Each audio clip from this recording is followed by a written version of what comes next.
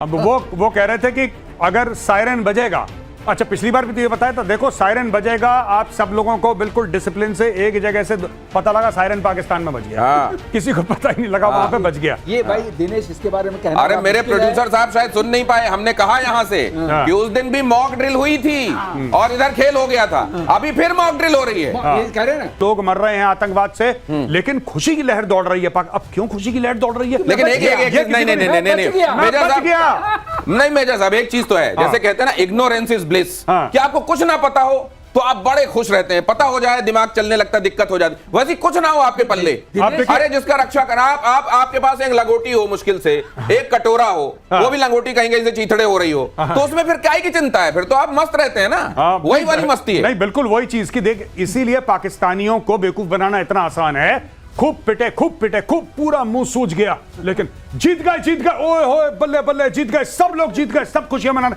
इसलिए happiness index उनका इतना बढ़ा हुआ है। वो उनको खुश करने में ज्यादा वक्त नहीं लगता, एक ट्वीट से खुश हो जाती पूरी कौम। पाकिस्तानी आर्मी का वोट नहीं मुझको किसी ने बोला कि पाकिस्तानी आर्मी थल्ले फिर भी जीत की बल्ले बल्ले। ये देखिए जरा, पाकिस्तान बॉर्डर से लगे राज्यों से इस वक्त की बड़ी खबर, देश के 4 राज्यों में लोगों को अलर्ट रहने के लिए मॉक ड्रिल होगी। गुजरात, पंजाब, राजस्थान और जम्मू कश्मीर में कल मॉक ड्रिल, मतलब ऑपरेशन सिंदूर जारी है। अब पता नहीं, ये कहना बड़ा मुश्किल है, लेकिन पिछली बार जब मॉक ड्रिल हुई थी तो खेल हो गया था। हाँ, उधर मॉक ड्रिल कि इधर देख रहे हैं, उधर तब तक थप्पड़ आ गया। हाँ, अब इधर फिर मॉक ड्रिल हो रही है। अब वो कह रहे थे कि अगर सायरन बजेगा, अच्छा पिछली बार भी तो ये बताया था, देखो सायरन बजेगा, आप सब लोगों को बिल्कुल डिसिप्लिन से एक जगह से पता लगा सायरन पाकिस्तान में बज गया। किसी को पता ही नहीं लगा वहां पे बज गया। ये भाई दिनेश इसके बारे में कहना, अरे मेरे प्रोड्यूसर साहब शायद सुन नहीं पाए, हमने कहा यहाँ से कि उस दिन भी मॉक ड्रिल हुई थी और इधर खेल हो गया था, अभी फिर मॉक ड्रिल हो रही है। ये कह रहे हैं ना, इसीलिए हम भी कुछ नहीं कह रहे हैं, हमें भी नहीं पता क्या होने वाला है।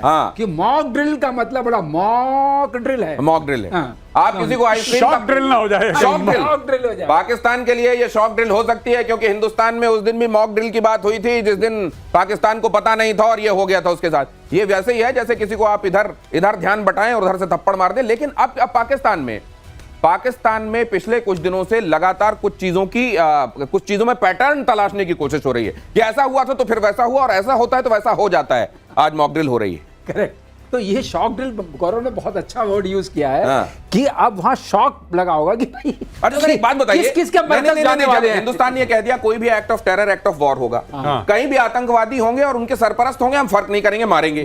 और ये भी तय है कि इतने 9 जगहों पे हमने ढेर किया, ये बहुतायत में थे वहां पर, ये जैसे मोहम्मद लश्कर, लेकिन अभी पूरे नहीं हुए, तो वहां डर तो हमेशा होगा। 21 है हमारी लिस्ट में जो हमने पब्लिकली पब्लिश की है, तो उसमें 9 ही गए हैं ना। हाँ, अभी तो 12 बाकी हैं। हाँ, अभी 12। Mock drill and shock drill किससे कनेक्टेड है वो आप जानिए। ये 21 में से 9 गए, 12 अभी 12। पंजाब के पठानकोट में रॉकेट लॉन्चर मिलने से हड़कंप। पठानकोट के सनौर में सड़क किनारे दिखा था मोटार बॉम्ब, सेना ने कब्जे में लेकर सुरक्षित जगह ले जाकर इसको डिफ्यूज किया, ब्लास्ट किया। कंट्रोल्ड ब्लास्ट कहलाता है, और इस तरीके से सुरक्षित तरीके से इसको ब्लास्ट करके डिफ्यूज किया। सर कई बॉम्ब पड़े होंगे मेजर साहब कई जगहों पर, क्योंकि बहुत सारे चलाए गए थे। ये फौज में करते हैं कि वहां पे जाके कोने में ले जाते हैं, या तो कोई गड्ढा करके या फिर सैंडबैग लगा के वहां पे थोड़ा सा पी के, बोलते हैं हम लोग प्लास्टिक एक्सप्लोजिव, वो लगा के उसको ब्लास्ट कर देते हैं। नहीं, कई लोग ये समझना चाहते हैं कि जो गोले चलाए जाते हैं, रॉकेट्स चलाए जाते हैं, ये कई जगहों पर जाकर फटते क्यों नहीं, ऐसे क्यों पड़े रहते हैं? ये कभी कभी मिसफायर हो जाता है। एक मैं अच्छी बता सकता हूं गौरव से परमिशन लेकर के, सेकेंड वर्ल्ड वॉर के जो हमने बॉम्ब्स गिराए थे, जो कुछ गिराए थे, मैं कलाईकुंडा में था। वहां पर वहां के जो हमारे फॉरेस्टेड एरियाज था विद इन दी एयरफील्ड, उसमें हमें मिल जाते थे। सेकेंड वर्ल्ड वॉर के समय के, सेकेंड वर्ल्ड वॉर के। अच्छा। और मैं आपको और वो भी फट सकते हैं वो 2000 में। और कुछ गांव वाले उसको लुढ़का के ले गए। अच्छा, वो आयरन बॉम्ब्स थे, लुढ़का के ले आके उनको शिवजी वगैरह बना के उसकी पूजा करते थे। Oh my God. फिर हम लोग की टीम जाती थी, मेरे पास बॉम्ब डिफ्यूजन टीम थी, उस टीम को हम भेजते थे, वो जाके बोलते थे कि सर इसको जरा पूजा देने के, ये बॉम्ब है।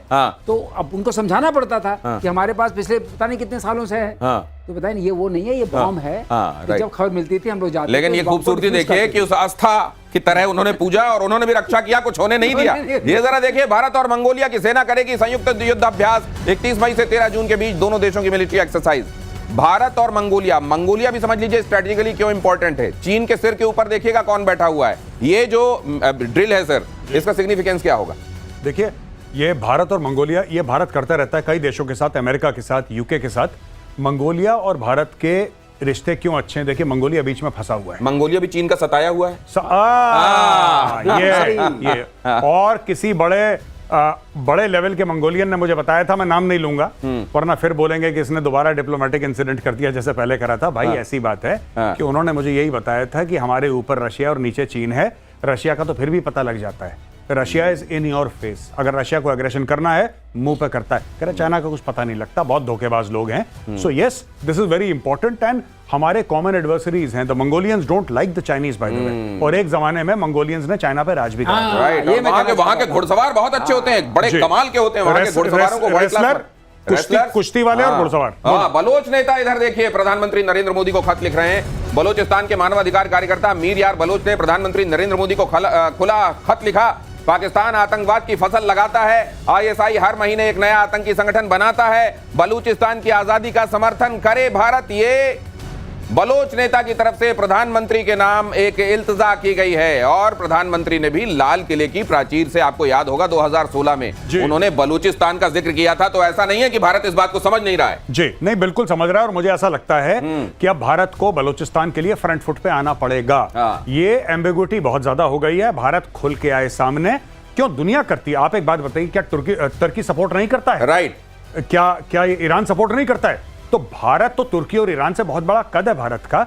India should start financial, diplomatic and political support for Baloch liberation. Baloch freedom fight के लिए भारत को अब सामने आना पड़ेगा। माननीय प्रधानमंत्री जी फिर से अगस्त में वहां पे जाएं, लाल किले की प्राचीर से फिर से एक बार आह्वान करें, दुनिया को बताएं, और फिर मिनिस्ट्री ऑफ एक्सटर्नल अफेयर्स को आदेश दें कि आप बलूचिस्तान का मुद्दा हर जगह से उठाइए। ह्यूमन राइट्स का भी इशू है, ह्यूमन राइट्स का भी इशू है। और ये खबर भी देख लीजिए कि गाजा में हमास का चीफ मारा गया, मोहम्मद सिनवार हमले में मारा गया। इजराइल के हमले में सिनवार की मौत की पुष्टि हो गई है।